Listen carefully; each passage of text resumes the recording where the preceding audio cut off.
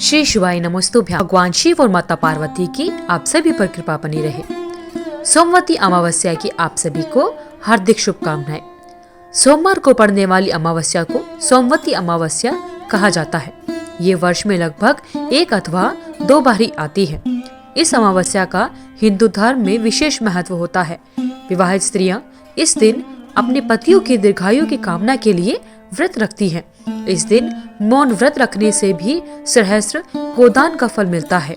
शास्त्रों में इसे अश्वत्थ प्रदक्षिणा व्रत की भी संज्ञा दी गई है। अश्वत्थ यानी पीपल वृक्ष। विवाहित स्त्रियों द्वारा पीपल के वृक्ष को दूध, जल, पुष्प, अक्षत, चंदन से पूजा करती हैं और वृक्ष के चारों ओर 108 बार धागा लपेटकर परिक्रमा करने का विधान है और अन्य परंपराओं में भंवरे देने का भी विधान होता है।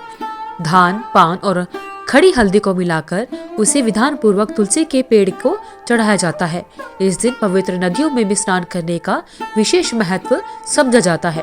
कहा जाता है कि महाभारत में भीष्म ने युधिष्ठिर को इस दिन का महत्व समझाते हुए कहा था कि इस दिन पवित्र नदियों में स्नान करने वाला मनुष्य मृद, स्वस्थ और सभी दुखों से मुक्त होगा।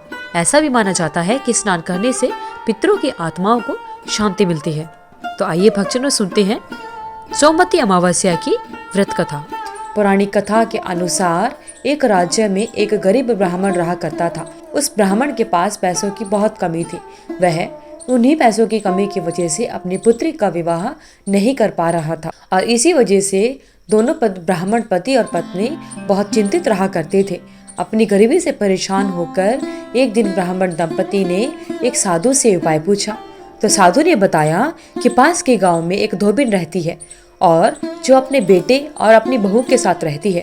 यदि आपकी बेटी उस धोबिन की सेवा करे तो धोबिन खुश होकर उसे अपने मांग का सिंदूर दे देगी और जब आपकी बेटी को अपने मांग का सिंदूर दे देगी तो आपकी बेटी का विवाह शीघ्र तय हो जाएगा।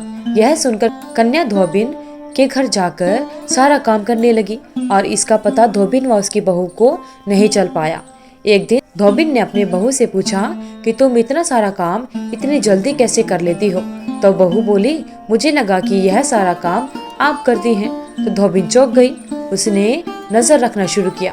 बोला कि चलो देखते हैं कि कौन है जो हमारा सुबह सुबह आकर सारा काम करके चला जाता है। जब धोबिन ने सुबह उठकर देखा तो एक कन्या चुपचाप उसके घर का सारा काम कर रही थी। कई दिनों तक ऐसा चलता रहा। एक दिन धोबिन ने कन्या से पूछा कि तुम हमारे घर का काम क्यों करके जाती हो? तब कन्या ने कहा कि हमारे घर पर एक साधु महात्मा आए थे। उन्होंने कहा था कि अगर मैं आपकी सेवा करूंगी तो आप मुझे अपनी मांग का सिंदूर दे देंगी और उसके बाद मेरा विवाह तय हो जाएगा। उसकी बात सुनकर धोबिन अति प्रसन्न हुई और उसने अपनी मांग का सिंदूर उस कन्या को दे दिया और उसी समय धोबिन के पति की मृत्यु हो गई।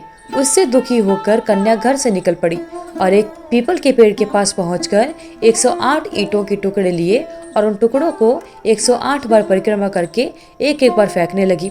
कन्या ने ऐसा करने से धोबिन का पति जीवित हो गया। पीपल के पेड़ की परिक्रमा करने से कन्या को शुभ फल की प्राप्ति हुई। बोलिए भगवान भोलेनाथ की जय। तो इस प्रकार भक्तजनों अमावस्या की व्रत कथा संपूर्ण होती है। आइए अब जानते हैं अमावस्या की पूजन विधि क्या होती है।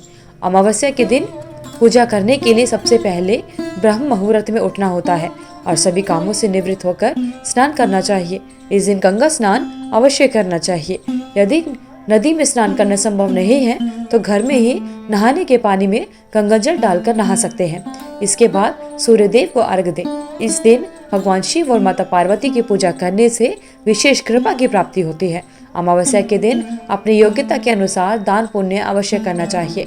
इससे सभी मनोकामनाएं पूरी होती हैं और साथ ही पितरों का आशीर्वाद प्राप्त होता है और पितरों की शांति के लिए तर्पण और श्राद्ध अवश्य करने चाहिए।